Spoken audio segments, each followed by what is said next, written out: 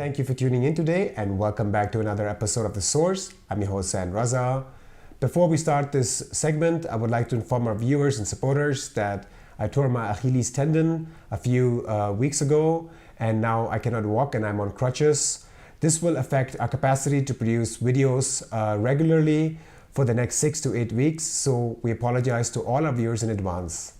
Today, I'll be talking to Dimitri Lascaris, who is currently in Russia, trying to gain a perspective from there.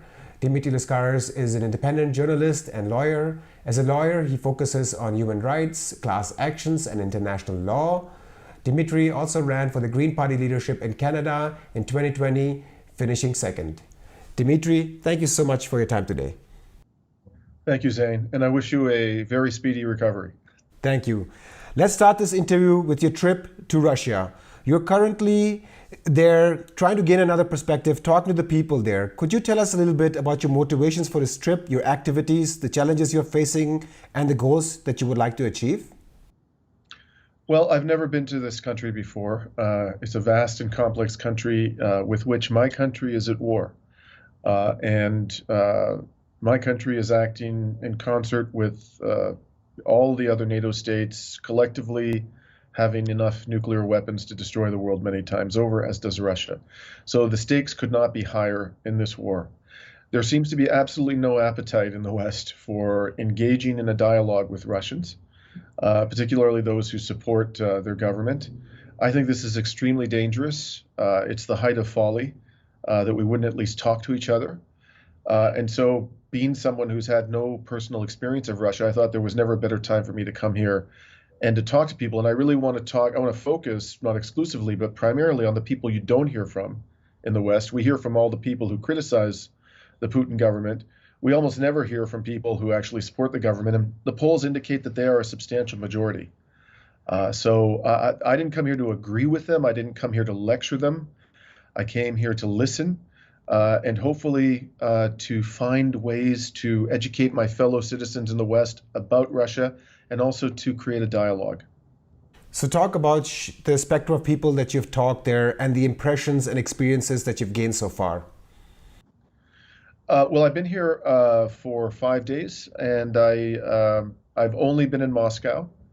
I've probably walked a good 60 kilometers. I do about 10 kilometers a day. I'm trying to see as much as I can. But I haven't been outside of Moscow.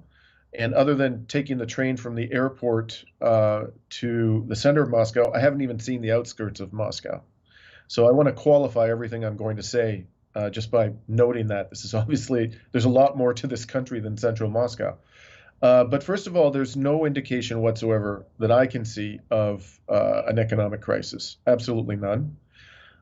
In fact, I've been paying careful attention trying to, identify homeless people. There are a few homeless people, but compared to what I'm accustomed to seeing in Canada, and I'm talking about any major city in Canada, the level of homelessness I've seen is very, very low. You go into the shops, the grocery stores, the shelves are full. People seem to be able to buy, they seem to be able to lead a decent quality of life. So from an economic perspective, there's no, at least on the surface, no evidence of an economic crisis. Secondly, I'm surprised by the fact that there aren't overt signs of sort of patriotism and nationalistic fervor. So I was telling the other day a story to a friend of mine, which was quite odd. I spend part of my time in Greece, Zain, and I have a little house up on a mountain. And when last time I was in Greece and I was driving up the mountain, it's about 3 kilometers, I saw maybe 4 Zs carved into the mountainside at different places. And this is obviously the sign that the Russian military is using in Ukraine. So that was in Greece. I've seen only one in the entirety of Moscow. I haven't seen any flag waving. I haven't seen any marches for or against the war. The mood's it's not festive. It seems somber. I have the sense that people are worried. They're concerned. Their country is at war against the whole of NATO. It would be abnormal if they weren't worried. And I think they're paying very careful attention. But the signs of nationalistic fervor just aren't there. Now, when I get into private conversations That's been the most interesting part. And I actually, prior to leaving Canada for Russia, I reached out to the embassy, the Russian embassy in Ottawa, Canada's capital, and the ambassador to Canada was kind enough to give me 45 minutes of his time. And he set up a number of meetings for me here in Moscow. One of the meetings that I had was with two individuals from the foreign ministry of Russia. I spent 2.5 hours actually. They gave me a little tour of the rather large and impressive facilities, but mostly we talked about the war. I tried to focus the conversation on what it would take for this war to end. And, they pointed me to a statement made by, I think it's the Foreign Policy Committee chair in the Duma about the basic requirements or outlines of a peace deal. We can get into that some more, but that was an interesting conversation. So they've obviously thought in the foreign ministry about, in the Russian government, about what a peace deal they could live with would look like. And for my mind, you don't start a negotiation by telling people your bottom line. That's an opening bid. And if that's what they're saying in the first instance, I imagine they're willing to compromise. And I just can't imagine why we wouldn't sit down and see how much compromise they're willing to engage in. So that was my meeting with the foreign ministry. I spoke today at the Valdai Club, which is kind of the Russian equivalent of Davos, obviously minus all the Western elite because they've blackballed Russia. And I was speaking on a panel with somebody from the foreign ministry who's an expert in economic matters, another economist, a third economist from Canada by the name of Radhika Desai, and we were talking about de-dollarization and how the non-Western world is making concerted efforts to eliminate the dependence upon the US dollar as the global reserve currency. That was a very interesting discussion. I had also the benefit of having been guided around Moscow for my first 2 days by a gentleman he's a Russian, lives in Moscow, but he did a doctorate at Oxford University, interestingly in Spanish literature. He was referred to me by a Canadian professor, and we spent about, he was partly a guide, but partly also an interlocutor. And I just peppered him with questions for 2 straight days. And the sum total of those interactions that I've had with people thus far is they do have a somewhat critical attitude towards the way the Russian government has handled this, but it's not what you might think. The criticism is that the Russian government has been far too timid. That's what I've heard thus far. And they're worried that the Russian government is going to compromise too much. And they think that the government, one sentiment I've heard quite a bit is that the government should have acted in 2014. It shouldn't have waited, because at that point in time, it was clear what was going to happen. I'm just sort of summarizing for you what they told me. It's not necessarily what I think, but they feel that it was clear at that point in time that the circumstances were going to become extremely difficult for Russian speakers in Ukraine, and that the Ukrainian government was serious about entry into NATO. And at that point, the Ukrainian military was quite weak. And so there's a bit of dissatisfaction, shall we say, about the fact that the Russian government didn't act sooner. There's concern that it's not going to act forcefully enough. I've seen no signs of opposition to the war. I'm sure they're out there. I have no doubt they are, but they're not visible. And so sorry for the long-winded answer, but that's kind of the summary of what I've seen thus far. And I'm going to be here for another 3 weeks, and I hope to spend at least 10 days in Crimea. Very interesting. We'll be in touch with you regarding any developments. Regarding the peace outline, we'll touch on that later in this interview. I would like to take a step back and talk about other issues surrounding the war in Ukraine. In February, world-renowned Pulitzer Prize investigative journalist Sy Hersh released an article based on anonymous sources, or multiple anonymous sources, we don't know that yet, that detailed how the US bombed the Nord Stream pipeline. A few weeks later, the New York Times released an article based on anonymous US intelligence sources that claimed a rogue group used a yacht from Rostock to bomb the Nord Stream pipeline. They even found traces of explosive material as well as fake IDs on the yacht. They ruled out any involvement of any British or American citizens. Following the New York Times, the German media led by the site, Der Spiegel, conducted their own investigations and more or less came to the same conclusion that the perpetrators may be rogue Ukrainian group that is not affiliated with the Ukraine government or some Russian anti-Putin group. There's even talk by senior officials in Germany that it may be a false flag operation intended to blame Ukraine with the intention to damage its relations with the West. How do you evaluate the story of Sy Hersh versus the story of the mainstream media? Well, look, I'm going to quote from you a paragraph from another article that Sy Hersh published just today, as a matter of fact. I read it 2 hours ago. I subscribed to his website. I don't know if you've seen it, Zain, but he consulted, and it doesn't sound like he reached out to someone. It sounds like someone within the intelligence community came to him and went through the claims that were published by the New York Times and German media following Sy Hersh's initial bombshell report in some detail, and just made absolute mincemeat out of them. So, for example, I want to read to you, first of all, the last paragraph of this piece. And I'm going to quote to you the expert, what he told Sy Hersh. Quote, "In the world of professional analysts and operators, everyone will universally and correctly conclude from your story that the devilish CIA concocted a counter-op that is on its face so ridiculous and childish that the real purpose was to reinforce the truth." So I just want to parse that for those who they don't have the benefit of seeing the words in front of them. What this intelligence expert, this anonymous official, is telling Sy Hersh in his latest article is that this story about the Andromeda, this sailing vessel, is so ridiculous that the people who concocted it at the CIA probably wanted the public to disbelieve it so that they would understand that Sy Hersh's initial story is in fact true, and that the Biden administration blew up the Nord Stream pipeline. And, he says things I could spend some time going through this article. I don't feel comfortable doing that because this is a paid subscription and I don't want to sort of read it to you. But I commend to you, if you can access Sy Hersh's latest report, the detailed analysis of the Andromeda. I'm going to call it the Andromeda hoax because it's that ridiculous. And also, I want to say that the Washington Post put out a story today, I think it was today or yesterday, in which it's now saying, because of course this thing is so fantastical, this story, that they have to supplement it somehow. So the Washington Post is now saying there appears to be another boat, because the idea that this one sailing vessel managed to pull this off is so ridiculous. So now they've come up with this idea that there was some other boat out there. And in the course of doing that, the Washington Post basically points the finger at everybody in Europe. Everybody in Europe is a culprit.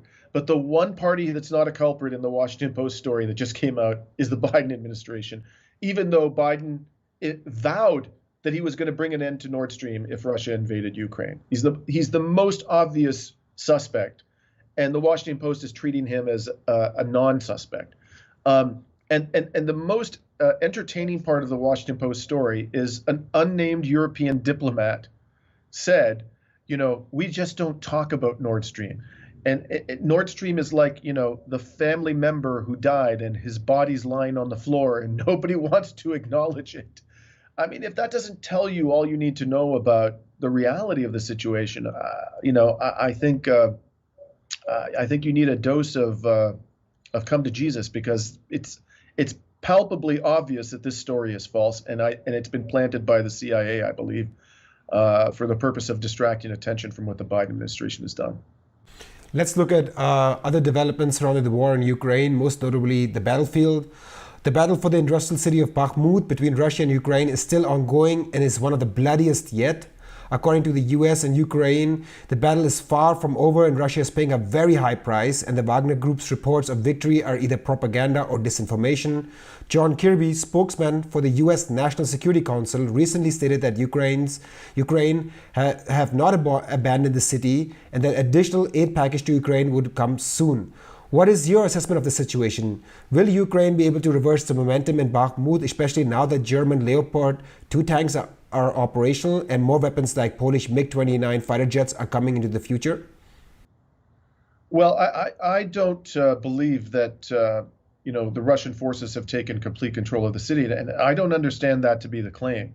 The claim that I saw, the most recent claim within the last 24 hours, I believe it came from Prigozhin himself, the head of the Wagner, is that the Wagner now controls 85% of the city. And he's candidly said over and over again that the Ukrainians have shown no sign of retreat and that they are fiercely resisting the Wagner advance. And he was even candid enough to say that Wagner has been battered. That's the word that he used. Prigozhin, whatever you may think about him, tends to be, a straight shooter and doesn't really engage in much hyperbole. And one of the things that he claimed, backed up by photographic evidence, is that the Wagner has now seized the administrative building in the center of Bakhmut. There are photographs with the Wagner flag. The building has been absolutely decimated, but it seems quite clear that they have, as he put it, taken legal control. From his perspective, Prigozhin, if you have the administrative heart of the city under your control, then you legally control it. So I think the Wagner has been advancing steadily for weeks. It's very clear that the position of the Ukrainian forces, despite their courageous tenacity, is extremely precarious in Bakhmut. In terms of a counteroffensive there, I think they've essentially tried to launch a counteroffensive some weeks ago. The Ukrainian military, upon the orders of Zelensky, inserted thousands upon thousands of additional troops into that theater of war for the purpose of preventing the Wagner onslaught. But that it slowed it down for sure, and it's made it more bloody. But that's not prevented the Wagner from continuing to advance. I can't imagine, Zain, that a few dozen tanks and a few dozen MiG-29s are going to change the outcome of the battle in Bakhmut. And I've seen a report that in fact Zelensky was told by the countries that are providing that weaponry that they don't want it used in Bakhmut. They want it used in the offensive, this famed offensive they've been talking about for months, which apparently they're going to launch in the south and not in Bakhmut. So I think the writing is on the wall in terms of Bakhmut, and I think it's all really going to come down to what happens in that offensive. If they do not manage to break the land bridge that Russia has established to Crimea in that offensive, and by the way, Zelensky said precisely this in a recent interview, I believe it was with the New York Times. If they lose Bakhmut and that offensive is not successful, there's going to be immense pressure on him to do a peace deal. You already mentioned that you had conversations about outline of a peace deal. Talk more about that and whether you think that's even realistic in terms of the Ukrainian government to accept the outlines that you've heard from the Russian perspective. Well, to understand what, so as I mentioned, I believe it was the chair of the Foreign Policy Committee of the Duma, I might have that wrong, who outlined in some detail what the Russian government would accept. And it was reiterated to me when I went to the foreign ministry. So this seems to be the official position of the Russian government. The first element is acknowledgement that the 4 oblasts that have been annexed by Russia are now part of the sovereign Russian territory. And one of the questions I put to this official from the foreign ministry was, well, the Russian forces don't control all of those oblasts right now. So, for example, in Donetsk, in the Donetsk People's Republic, the cities of Kramatorsk and Slavyansk are still not; they're still under Ukrainian control. And of course, in the Kherson Oblast, which Russia annexed, they retreated from Kherson City. And so I asked him, does this mean, is the Russian government saying that it would only want to retain what it controls? Or is it saying that it would want to have sovereignty over the administrative boundaries of these areas? And he made it quite clear that it was the latter.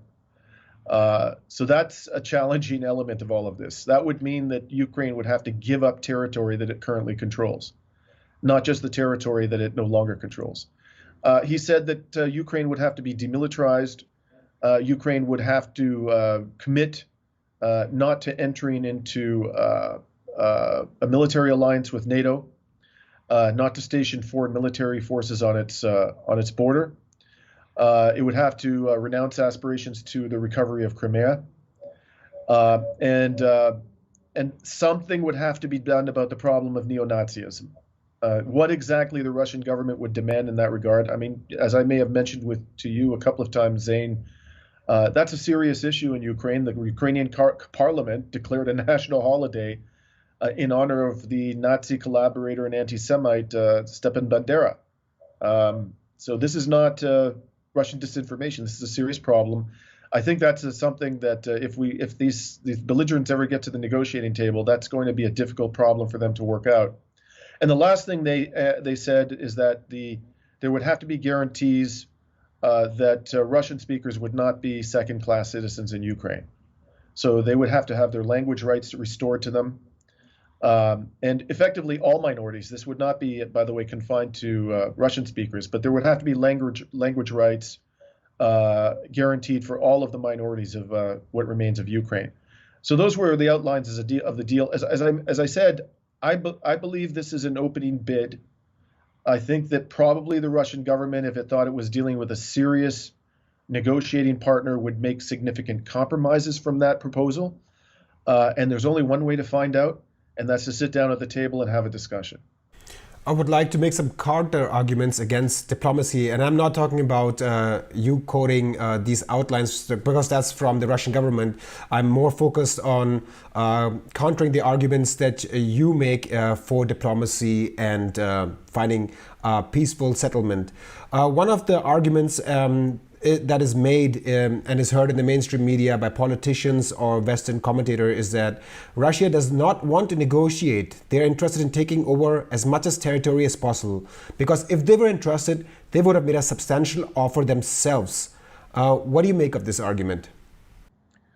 I think it's just simply it utterly disregards what's happened within the past year.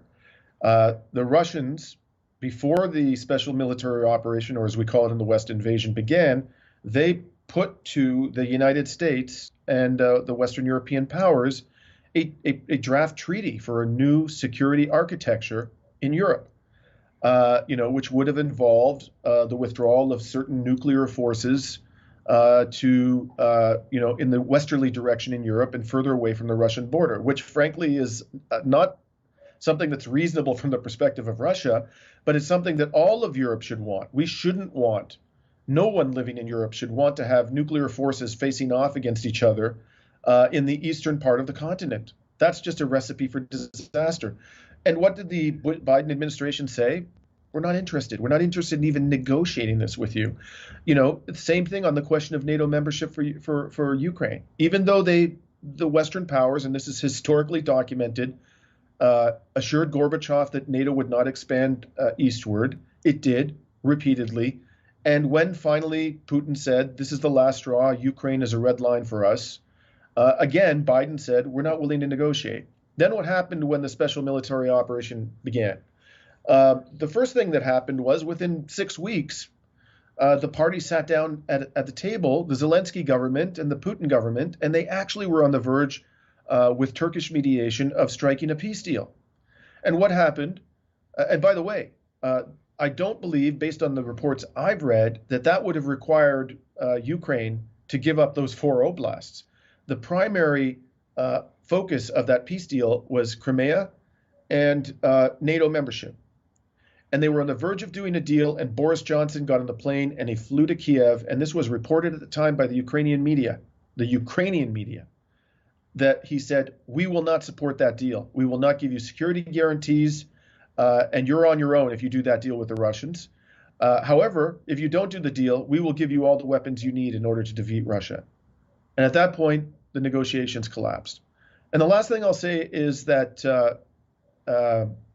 since then, there actually have been successful negotiations on a very limited questions. There have been repeated deals to exchange prisoners of war. And the most significant successful negotiation was the grain deal, again mediated by Turkey, which allowed very large quantities of grain to be shipped out of Odessa to export destinations. So I think that the evidence has demonstrated that negotiation with the Russian government is possible.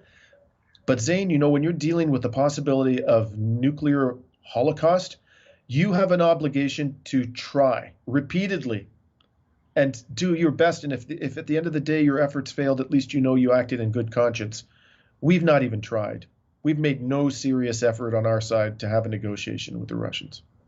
Another argument that is made is that it's too late to negotiate as Russia has caused so much death and suffering on civilians and committed unspeakable war crimes such as attacking residential complexes as well as civilian energy infrastructure. It is politically impossible for Ukrainian President Zelensky to now make a U-turn and pursue negotiations. And some may even argue that the same is politically impossible for Putin now, because unless he gains all the territory on the eastern part of Ukraine. What do you make of this argument that it's impossible now to start negotiations given the political configurations in Ukraine and Russia? I readily acknowledge that it's become much more difficult than it was. Now I cannot imagine that the Russian government, after its military has sacrificed tens of thousands of soldiers, is willing to give up control of the territory it now controls. Whether that's right or wrong, it's simply the reality. And I think that probably the Putin government would be overthrown if he withdrew his forces from Ukraine at this stage. No, undoubtedly it's difficult. And on the Ukrainian side, of course, the sacrifices that the Ukrainian people have made, which have been enormous, have undoubtedly complicated enormously the position of Volodymyr Zelensky in terms of negotiating a peace deal. But with respect to the question of war crimes, we actually don't know whether many of these allegations are justified. There's been allegations on both sides, by the way. The Russians have repeatedly accused the Ukrainian government of committing war crimes, for example, of shelling Donetsk, killing civilians. I've seen myself dozens and dozens of photographs and videos of Donetsk with civilians, what appear to be civilians lying on the ground, dead or wounded. So I think there's significant evidence to support the claim that both sides have committed war crimes. I think that the jury is out, however. We have not had a full prosecution. And I think that this is an inevitable feature of war, because war makes monsters out of men. And I don't know of a single war where there hasn't been war crimes committed. People think that our side didn't commit war crimes in the Second World War. They need to educate themselves. The firebombing of Dresden was a terrible war crime.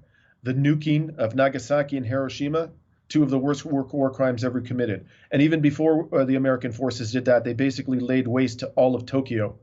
They firebombed it until there was almost nothing left standing. This is the nature of war. And nonetheless, wars do come to an end. This one will have to come to an end. And as bad as it seems now, it can get a lot worse. It can get much, much worse, even if we manage to avoid a nuclear exchange. At this stage, Western Ukraine has been mostly unscathed.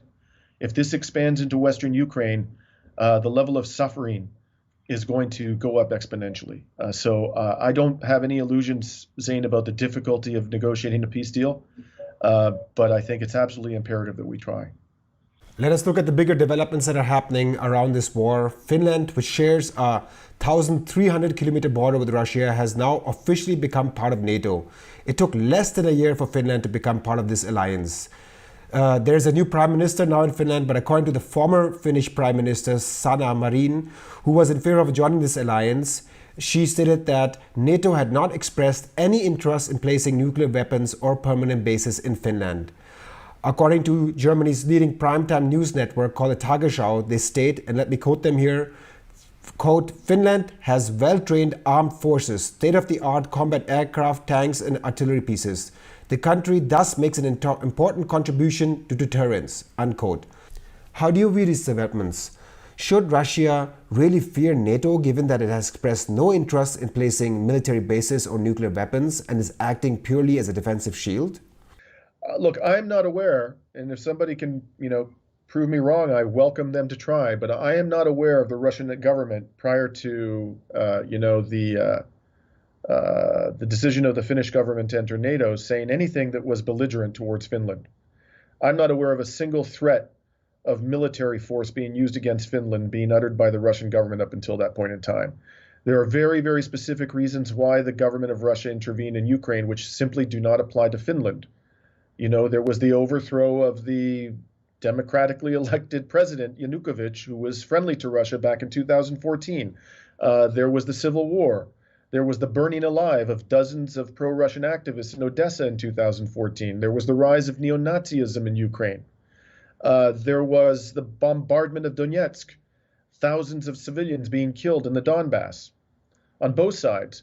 And there was the promise that, NATO wouldn't expand eastward. All of this came together and brought about this horrible war. There's really no reason to think that the Russian government was minded to send its military into Finland prior to, and I don't think it's minded to do that now, but certainly prior to Finland joining NATO. Now that Finland has joined NATO, it may actually be viewed as a threat by the Russian government. It really depends, I think, on this stage of what Finland does. I think I saw a poll today which suggested that the Finnish people are more or less evenly divided on the question of whether or not they want permanent American military bases in Finland. I think it would be extremely unwise for them to put military bases of NATO member countries, and particularly the American military in Finland. Extremely unwise. They've got the Article 5 guarantee under the NATO treaty. I don't think they even needed it, frankly, to be secure from a Russian invasion. But now that they have that, that's all they need. On the other hand, if they start bringing in American military forces, and particularly if the Americans bring in missiles and missile launchers, which could be used to deliver nuclear-tipped weapons into Russia, then it's a whole different ballgame, and things could turn ugly really, really fast. So I think the Finnish government would be well advised to tread very carefully at this stage. Talking about placing nuclear weapons, Russia recently announced that it would place tactical nuclear weapons in Belarus around borders with NATO countries. Vice President in charge of coordinating external affairs of the EU, Joseph Borrell, stated in response, and I'm quoting him here, quote, "Belarus hosting Russian nuclear weapons would mean an irresponsible escalation and threat to European security. Belarus can stop it. It is their choice. The EU stands ready to respond with further sanctions," unquote. Western commentators and politicians are of the opinion that Putin's threat of nuclear weapons is the only move left for him to advance his agenda, as he's failing on the battlefield. In your view, why is Russia escalating the situation and leading humanity closer to a nuclear war? Well, there was a lot in there that I disagree with that you just said. First of all, Russia's winning this war. So the idea that this move was made, the stationing of nuclear weapons in Belarus because Russia has no cards left to play is a fantasy, Zain. I mean, Russia has taken one town after another since it withdrew from Kherson. The Ukrainian forces have not recovered since that time a single town or village or city along the battle line, not one. Russia's taken probably 15 or 20 of them and is on the verge of taking Bakhmut in the biggest battle of the war. So it didn't need to, send nuclear weapons into Belarus in order to, because as a last, sort of desperate measure. I wish that it hadn't done that. I think putting nuclear weapons into any country, I think we should be doing everything we can to abolish the nuclear arsenals of this world.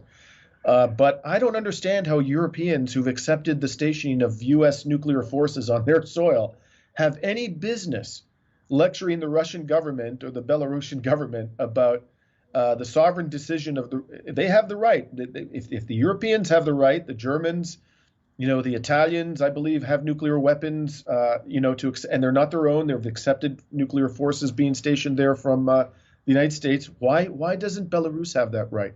Why is what Belarus did any more destabilizing than what Europe has been doing for decades? We need all of us to give our heads a shake and withdraw these nuclear forces as quickly as possible from all of these countries. We should have a weapons-free Europe, the entirety of Europe, not a single nuke. That would be in the interest of all of Europe. And until the Europeans show a serious desire to do something like that, and until the Biden administration, which has pulled out of the anti-ballistic missile treaty, pulled out of the intermediate nuclear forces treaty, pulled out of the nuclear deal with Iran, until it shows a serious intent to pursue nuclear disarmament, I don't think anybody has any business lecturing the Russians or the Byelorussians about this decision, as regrettable as it is. To my last question, on March 17th, the International Criminal Court issued an arrest warrant against Russian President Putin.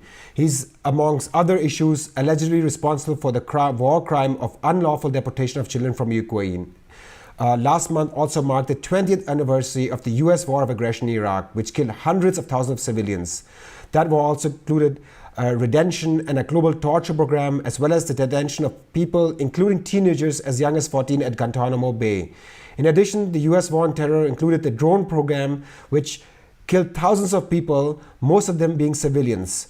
As a lawyer who focuses on international law, how do you assess the ICC's actions against Russia compared to the US? And what does this say about our international legal system? A basic principle of any justice system is universality. And that means that the law is applied without discrimination to all wrongdoers, with equal vigor, with due process, but with equal vigor. And the ICC with this indictment has proven itself to be completely and thoroughly politicized. And in my opinion, and I've said this very loudly and repeatedly over the last several weeks, it is now a thoroughly discredited institution. You cannot have confidence in the administration of justice when the primary enforcer of the law has conferred de facto immunity on admitted war crimes in the West, and only pursues alleged war criminals who are deemed by the United States government to be official enemies, or who come from developed countries in Africa, the Middle East. It's absolutely ludicrous that for 20 years, George Bush has been walking around a free man, Condoleezza Rice, Dick Cheney, Donald Rumsfeld up until the time that he passed away. Barack Obama in 2007, when he was running to be the president of the United States, admitted that waterboarding is torture. He admitted it.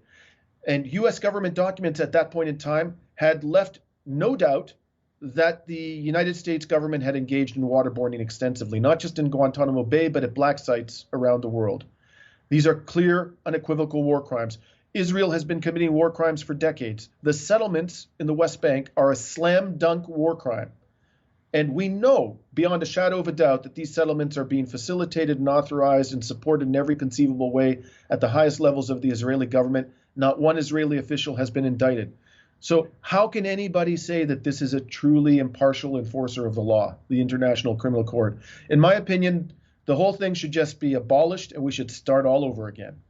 Because if you have an institution that's purporting to be an enforcer of the law, but in fact it's just a political tool of some superpower, then you're discrediting the law. International law has been discredited by the International Criminal Court. I'm so sorry to say this. I used to be an admirer of that court. I think it was a wonderful concept, but it has completely lost its credibility. Dimitri Lascaris, independent journalist and lawyer, thank you so much for your time today. Thank you, Zain. Again, I wish you a very quick recovery. And thank you for tuning in today. Don't forget to join our alternative channels on Rumble and Telegram. YouTube can shadow ban or censor us at any time in the future, so as a precaution, be sure to join these channels on Rumble and Telegram.